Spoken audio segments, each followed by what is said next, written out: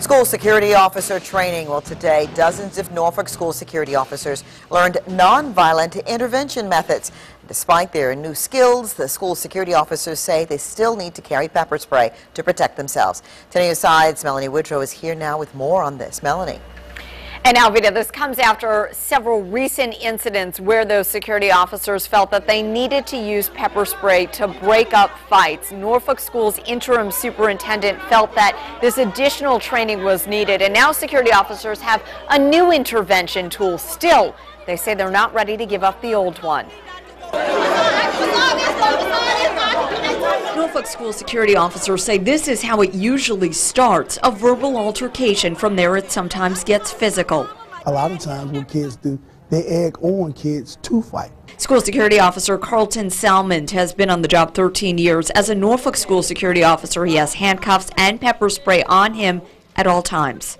It's there, but I've never grabbed for it. I've never reached for it. Salmond said as part of his training, he had to get sprayed. It burns.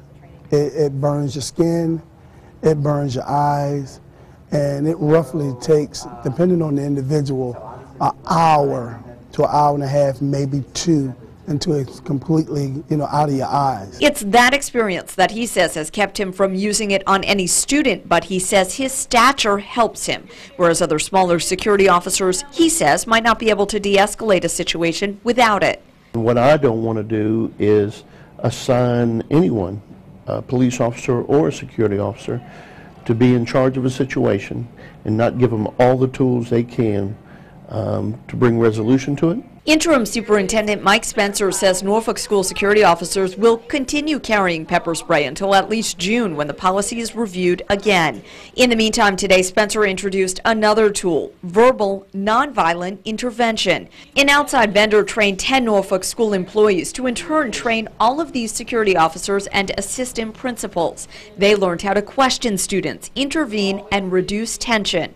You may have days where it just runs smooth as silk.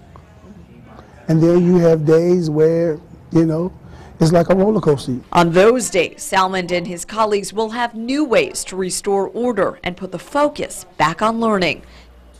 And currently, Norfolk is the only city across Hampton Roads whose school security officers carry pepper spray. Melanie Woodrow, 10 on your side. Norfolk schools do plan to track whether or not today's training was successful by tracking the number of incidents going forward and how they're broken up.